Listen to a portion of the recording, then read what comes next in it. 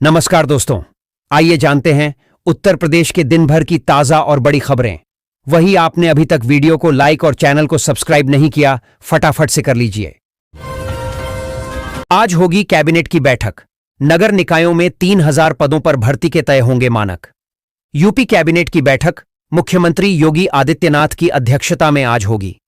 बैठक में करीब 1 दर्जन प्रस्तावों को हरी झंडी मिल सकती है। मुख्यमंत्री योगी आदित्यनाथ की अध्यक्षता में शुक्रवार को कैबिनेट की बैठक होगी। इसमें 1 दर्जन से अधिक प्रस्तावों पर मुहर लगने की उम्मीद है। निकायों में कैडर पुनर्गठन के बाद बढ़े 3000 से अधिक पदों पर भर्ती के लिए मानक तय करने संबंधी प्रस्तावों पर मुहर लगने की संभावना है।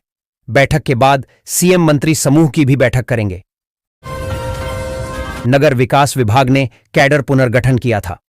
सोना हुआ सस्ता, रिकॉर्ड टूटा।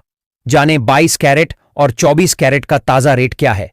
अगर आप भी सोना खरीदने का प्लान बना रहे हैं या आप निवेशक हैं और सोने में निवेश करने के लिए योजना बना रहे हैं तो ये खबर आपके लिए है। आप लोगों के लिए यह समय खरीद या निवेश के लिए बहुत ही फायदेमंद साबित होगा, क्योंकि सोना का भाव अभी बेहद ही सस्ता हो चुका है। हालांकि सोने की कीमतें कभी भी स्थिर नहीं रहती, बल्कि प्रतिदिन उतार चढ़ाव के साथ बदलती रहती हैं। इसके पीछे कई प्रमुख कारण होते हैं। अंतर्राष्ट्रीय बाजार में कीमतों में गिरावट या तेजी का सीधा असर भारत पर पड़ता है। जाति आधारित रैलियों पर रोक से भड़के संजय निषाद, योगी सरकार के खिलाफ खोला मोर्चा। उत्तर प्रदेश की योगी सरकार ने जाति आधारित रैलियों पर रोक लगा दी थी, लेकिन अब उन्हीं के सहयोगी दल के नेता संजय निषाद ने इस फैसले के खिलाफ मोर्चा खोल दिया है। उन्होंने इस फैसले को गलत बताते हुए कहा कि अगर इस तरह से जाति आधारित रैलियों पर रोक लगा दी जाएगी तो वंचित और पीड़ित जातियों को जो न्याय मिलना चाहिए उसमें बड़ी रुकावट आएगी। उन्होंने सरकार से मांग की है कि इस फैसले पर पुनर्विचार किया जाए। सीएम का बहराइच, श्रावस्ती, बलरामपुर द्वारा बरेली में ताबड़तोड़ एक्शन। सीएम योगी आदित्यनाथ शनिवार को बहराइच, श्रावस्ती और बलरामपुर के दौरे पर रहेंगे। बहराइच में वह भेड़िया प्रभावित क्षेत्र मंझारा तौकली का निरीक्षण करेंगे। वहीं श्रावस्ती में सीएम योगी कई विकास परियोजनाओं का लोकार्पण और शिलान्यास करेंगे। इस दौरान वह एक सभा को संबोधित भी कर सकते हैं। उधर शुक्रवार को आईएमसी प्रमुख मौलाना तौकीर रजा के ऐलान पर पैदल मार्च के लिए जुटी भीड़ को रोकने पर हुए बवाल के बाद ताबड़तोड़ एक्शन जारी है। सीएम योगी आदित्यनाथ ने उपद्रवियों के खिलाफ सख्त से सख्त कार्रवाई का आदेश दिया है। इसके बाद से 50 से अधिक उपद्रवियों को हिरासत में लिया गया है। कई बदलाव के बाद जारी होगा यूपी होमगार्ड का नोटिफिकेशन। उत्तर प्रदेश में लंबे समय से होमगार्ड की नोटिफिकेशन को लेकर इंतजार बना हुआ है।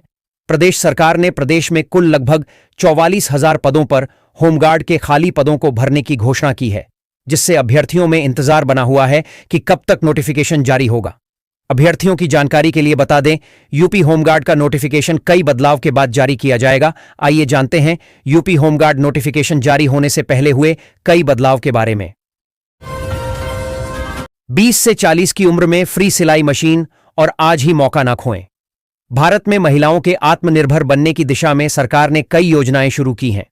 उन्हीं में से एक है फ्री सिलाई मशीन योजना। इसका उद्देश्य आर्थिक रूप से कमजोर महिलाओं को मुफ्त सिलाई मशीन प्रदान करके रोजगार के नए अवसर देना है। खासकर 20 से 40 वर्ष की आयु की महिलाओं के लिए यह योजना सुनहरा मौका है। न केवल शहरों बल्कि ग्रामीण क्षेत्रों की महिलाएं भी घर बैठे काम शुरू कर सकती हैं, आर्थिक स्वतंत्रता पा सकती हैं और परिवार की आय बढ़ा सकती हैं। लखनऊ सहित यूपी के 4 शहरों विकसित होगी नई टाउनशिप। योगी सरकार देगी 1832.51 करोड़ रुपए। उत्तर प्रदेश सरकार लखनऊ समेत 4 शहरों में नई टाउनशिप बनाने के लिए 1832.51 करोड़ रुपए देगी। मुख्यमंत्री शहरी विस्तारीकरण योजना के तहत भूमि अधिग्रहण के लिए 970 करोड़ रुपए की पहली किस्त जारी होगी। लखनऊ को 750 करोड़ रुपए मिलेंगे, जबकि अयोध्या और रामपुर विकास प्राधिकरणों को 100 से 100 करोड़ रुपए मिलेंगे। बागपत खेकड़ा बड़ौत विकास प्राधिकरण को 20 करोड़ रुपए मिलेंगे। यह योजना शहरी विकास को बढ़ावा देगी। यूपी के पंचायत चुनाव को लेकर आ गया बड़ा अपडेट। एक केंद्र पर रखे जाएंगे बस इतने मतदाता। मीरजापुर में त्रिस्तरीय पंचायत चुनाव की तैयारी चल रही है। मतदाता सूची का पुनरीक्षण किया जा रहा है, जिससे मतदाताओं की संख्या में वृद्धि होने की संभावना है। राज्य निर्वाचन आयोग ने निर्देश दिया है कि एक मतदान केंद्र पर 900 से अधिक मतदाता न हों। मतदान केंद्रों का पुनर्निर्धारण 2026 के चुनाव को ध्यान में रखकर किया जा रहा है। अक्टूबर के महीने में लगातार 5 दिन की छुट्टी घोषित, बच्चों के साथ कर्मचारियों की भी हो गई मौज। उत्तर प्रदेश में छुट्टियों की शुरुआत 30 सितंबर से होने वाली है। बता दें, जिला प्रशासन ने 30 सितंबर को निबंधित अवकाश घोषित किया है, जबकि 1 और 2 अक्टूबर को सार्वजनिक अवकाश रहने वाला है और इस दिन सभी स्कूल, कॉलेज और सरकारी कार्यालय बंद रहेंगे। इसके साथ साथ 1 और 2 अक्टूबर को बैंकों का काम भी नहीं होगा। लगातार 2 दिन बैंकों में छुट्टी रहने वाली है। उत्तर प्रदेश बेसिक शिक्षा परिषद से जारी अवकाश तालिका के मुताबिक 1 और 2 अक्टूबर को सार्वजनिक अवकाश घोषित किया गया है। पूरे देश के शिक्षकों के लिए बड़ी खबर, सभी को टीईटी से राहत मिलने की उम्मीद। देश भर के शिक्षक इन याचिकाओं से बड़ी उम्मीद लगाए बैठे हैं। इन याचिकाओं पर वही जज निर्णय देंगे जिन्होंने पहले टीईटी को अनिवार्य करने का आदेश दिया था। यदि जजों को लगता है कि उनके आदेश में कोई कानूनी त्रुटि या गलती हुई है तो इसमें संशोधन किया जा सकता है, अन्यथा याचिका खारिज कर दी जाएगी। अगर आप भी यह खबर जानना चाहते हैं तो चलिए आगे विस्तार से जानते हैं। विधानसभा चुनाव को लेकर एनडीए में इस बार नए नारे नहीं चढ़ रहे कार्यकर्ताओं की जुबान पर। जदयू की राज्य स्तरीय बैठक में यह नारा पहली बार आया था कि 2025 में फिर से नीतीश और 225। इसके बाद यह नारा एनडीए का बन गया।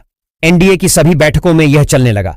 एनडीए के जिला स्तरीय कार्यकर्ता सम्मेलन या फिर विधानसभा स्तरीय कार्यकर्ता सम्मेलन में यह नारा कार्यकर्ताओं की जुबान पर चढ़ गया।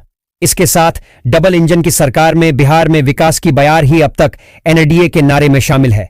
जिस समय प्रशांत किशोर की टीम विधानसभा चुनाव में नीतीश कुमार के लिए काम कर रही थी। अनाज की खरीद, समर्थन मूल्य भी तय, क्रय नीति को कैबिनेट की मंजूरी। कैबिनेट ने प्रदेश में 1 अक्टूबर से 31 दिसंबर तक मोटे अनाजों की खरीद नीति को मंजूरी प्रदान कर दी है।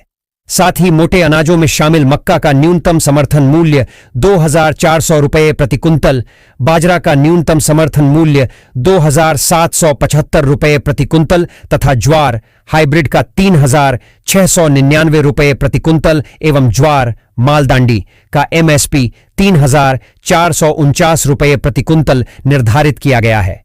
मोटे अनाजों के तहत आने वाले अलग अलग खाद्यान्नों की उन्हीं जिलों में की जाएगी जहां उनका अधिकतम उत्पादन होता है और अधिक आवक है। यूपी होमगार्ड बनने का बदला नियम, जल्द जाने आज से शुरू कर दे तैयारी। यूपी में 44,000 से अधिक होमगार्ड्स की चयन प्रक्रिया बहुत जल्द शुरू हो जाएगी। इस खबर से उत्तर प्रदेश के युवाओं में अच्छा खासा उत्साह देखने को मिल रहा है। लंबे समय से इंतजार कर रहे होमगार्ड नोटिफिकेशन से पहले ही इस प्रक्रिया में सरकार के द्वारा बहुत सारे महत्वपूर्ण बदलाव कर दिए गए हैं।